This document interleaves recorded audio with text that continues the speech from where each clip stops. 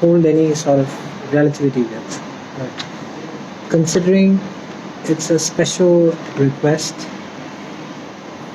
I'll tell you my bit, okay? And when I speak on this, I'm not speaking as a teetotaler because I'm someone who's tried drinking off and on. I don't hold any judgment towards people who use substances recreationally.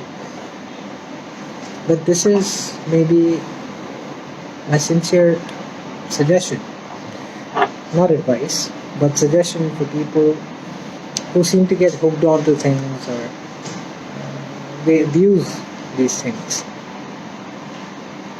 See, at some point in time in all of our lives, at a certain age, more than anything else, I think it's a play of hormones. So we try out things, and it could be different things for different people. Some could try out smoking. Some could try to see what happens when they drink alcohol. Personally, I'm someone who's always steered away from drugs. You can call it fear, you could call it unsurety, or maybe lack of exposure. Circumstantially, I never got exposed to drugs at that age, at that sensitive age. So maybe that's why I kept away from it successfully. But more than that, what I'd like to stress upon is the fact that even I had a phase, like all of us have this phase for a couple of years when things are spiraling out of control and you don't know exactly what's happening. It could be an emotional breakdown, it could be a loss of someone dear. So that adds to a lot of grief. And I had a mixture of all these things happening almost consecutively, one after the other. It was a bad patch. Okay, so this was late 2017 until about 3 or 4 months. And the substance that I chose to sought comfort in was alcohol, because I could work, I could return from work, I could chug a few drinks, sleep it off, get up in the morning, do my chores, stick to my routine, do all the things that were necessary. So you can't call me dysfunctional in that sense. But what happened to my advantage was in one of those matches that I was participating in, I got a spleen injury, and this is something I often speak about. I had internal bleeding because I got kicked right under my liver. So it was my fault because I didn't block it properly. But call it a blessing or a curse, whatever it was in disguise. As a result of that, I happened to meet a friend who spoke with me about my drinking because he had been watching me for the last couple of weekends, and at some point he said that, see, I don't question you on your drinking because I know you're a safe player and you take care of your health, but is this helping you solve any of your emotional problems? Are you forgetting your pain at all? Or is it just a temporary suppression of your problems? Like for a couple of hours, like whenever you have that good period with alcohol, which is just a couple of hours, after that it all bounces back, with twice the vigor.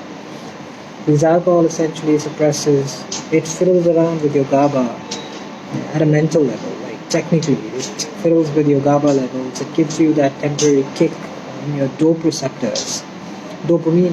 receptors, and it numbs it, probably for a couple of hours. Then it all bounces back, sometimes with twice the voltage. So the emotions come back. You still have to deal with everything that you were dealing with before you chugged that drink. And now you're even a little more tired because your body has been, your liver has been detoxifying you all this while. So I'm glad that I met him and he took out the time to advise me. My journey of fiddling with alcohol then ended in a couple of months. There are more layers to it. I think I'll come to that later. So whenever you talk about any sort of abuse, it could be benzodiazepines in the case of some people, it could be clonazepam, it could be Xanax or Adderall, Some people use Ambien or Zolfresh to go to sleep. So if these drugs are prescribed by a doctor for a designated period, then I'm nobody to comment on it. But some people are sorting these options for self-help, and that is sort of dangerous. Problem. One of the greatest problems that we as human beings have is that the more we try to control something, the more it spirals out of control. That's the whole thing with control. So to fix anything, the first thing you have to let go is your control, your tendency to control. I'm not trying to be a great therapist here, but that has been my personal assessment. So, and usually, unless you're very, very lucky, these things keep on going from bad to worse over time.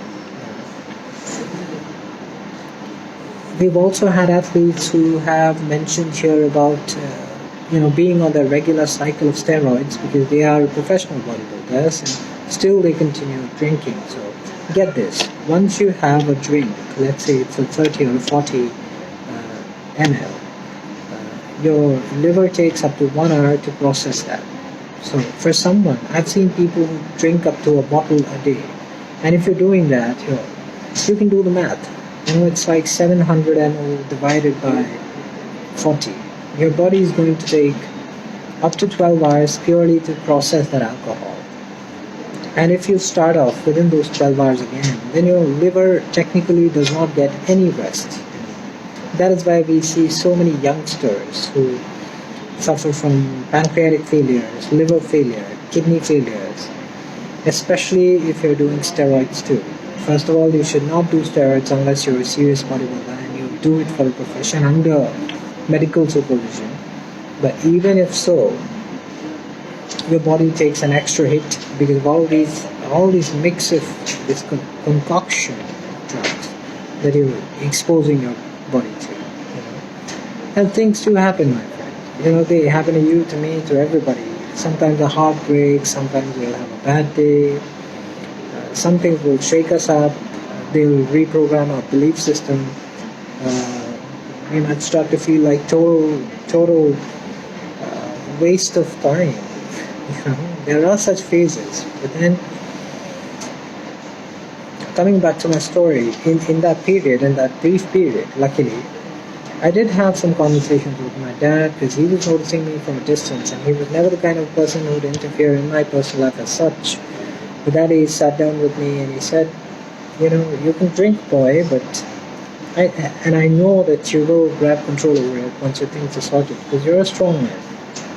We work, you're not coming home shaken, you're steady, you still are doing everything that you're supposed to do as a human being, but then this will eventually show up. And when I had these talks with a friend, my father, and fortunately I had this circle that knew me really well. They knew that I'm very particular about what I eat, the timing of when I eat, about my routine, about my fights. And they said that this thing does not belong to your life, man. So you could maybe do it recreationally.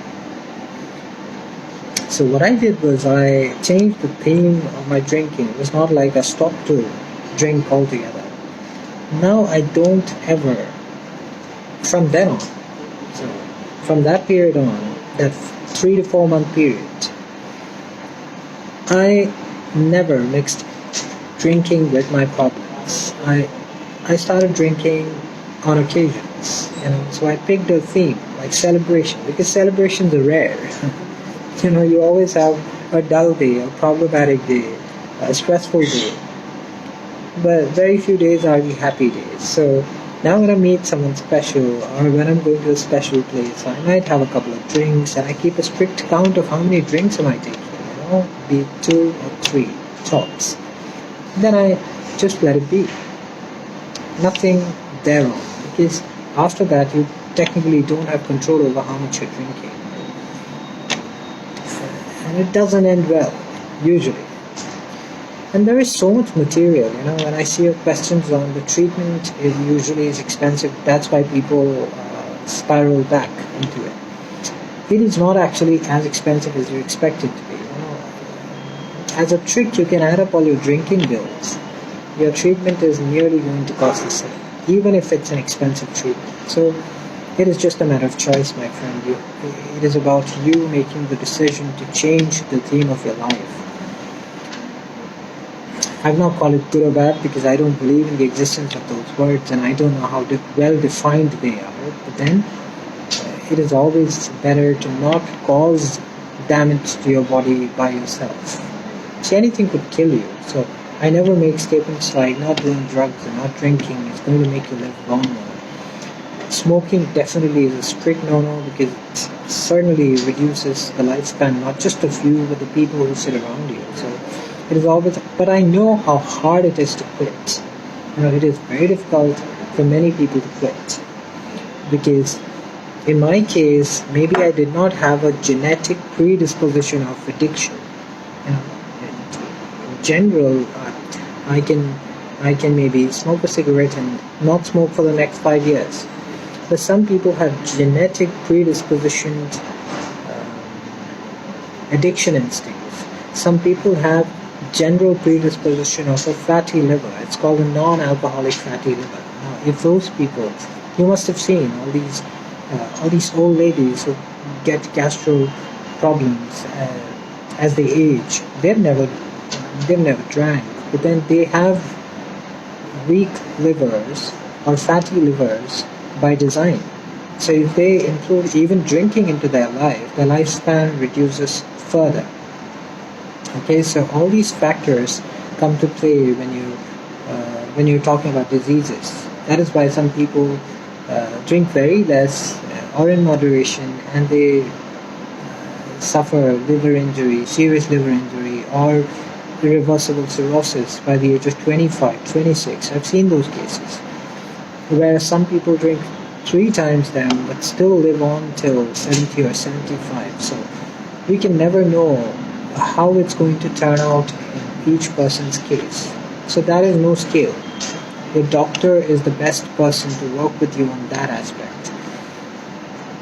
But intentionally not doing drugs or choosing to have serious control restrictions on your alcohol intake or the substances that you use, I think that's a very smart move. And it not just applies to alcohol, like I mentioned, even if you're on benzos, if you're taking stress relievers, if you're taking sleeping drugs, all those things require that same control.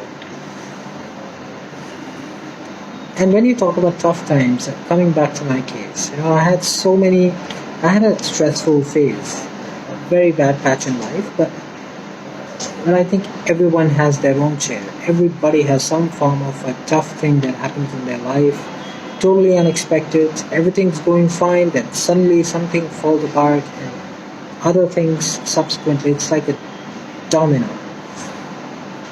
And I had a bunch of losses, very special people in my life. I lost them one after the other. So it was the toughest patch of my life. But to my grace, I had that injury and it grabbed my attention. I was lucky that my body did not have any internal organ issues because I have to, as fighters, we have to undergo periodic tests for vitals of blood. Almost every 4 or 6 months tops. So my spleen injury maybe was a blessing in disguise for the people who don't have such things happen to them. So they keep on drinking, or they keep on doing their drug, or they keep on smoking because they think nothing's going to go wrong with them. Things happen like a snap, suddenly out of the blue. So I would suggest that you don't choose to do it on your own. Because these habits, they're like, first you start with over the weekend, then it goes 3 times a week, then it comes to 4 times a week. And at my peak, I was up to 4 times a week, in that 3 or 4 month period. I was up to 4 times a week. And I was not escaping my problems. I was just adding to my problems. There was a new problem. But to my grace, I was not technically alcohol dependent because There are people who have tremors in their body if they don't drink. I've seen those people. There are people who can't function without alcohol. That is a very different level of alcoholism. And once you hit there, then you have delirium tremens, DTs as withdrawal symptoms, and you need to stop drinking under medical supervision. So for those people, it is a very different case altogether. You need to check into a proper rehab. You need to disconnect from your drug under medical supervision. So I would not suggest you to try doing it on your own. But for the others who are recreationally, who started it recreationally and just keep on doing it because they have nothing else to do, or maybe there is a problem that they are trying hard to forget, these substances never help you forget your problems. Your problems will bounce back in the morning with twice the vigor, twice the energy, as soon as the substance withers. And if you continue drinking to forget your problems, one day it even stops to work. So it doesn't matter what age you are, which you've mentioned your age brackets, you've spoken about here. Some people have spoken about their very, very serious life problems. And I'm sorry to hear about your problems, but then my losses have not been any different than some of these. Maybe higher or lower, I don't know how it hits you. To me, even my dog dying was a very bad patch of life. Not just for me, but for my entire family. Because when animals die, sometimes they are the life of the whole house. So when they pass over, it's like you lose the entire structure of your family system sometimes. And there were other things also. There could be multitude of problems. But change the theme, maybe, to begin with. Like I changed the theme. So I started drinking only when there is a celebration or it's a good day. And that's how I found the solution. And I chose to never surrender to a drug or a substance, to function at least. That was the choice I made. And if you have some other issues related to anxiety or stress or depression, go for medical help. Talk it out with someone that you trust. There is no better solution than to speak to someone about your issues. This is not to act smarter than you are. I'm sure some people out there are not smarter than I am, or ever will be. But I just hope this gives you a good idea. And for more content, you have so many good TED Talks, you have YouTube videos like that, bazillion, I don't know. Yeah, so you can, like that. That one on, what was it? Leprosol. There was this one video that I saw on naltrexone. This lady talks about the drug naltrexone, how it changed her life. So yeah, don't let these recreational things become a problem for your life. Otherwise, you're just adding another problem, not really solving for the existing problem. I hope this helps somebody that you know, or someone who may be at the brink of making that choice of going this way or that way. So I hope you choose the better way, and hope you stay on that track. Thanks a lot. The intention is just to spare suggestion basis my knowledge. Thanks a lot.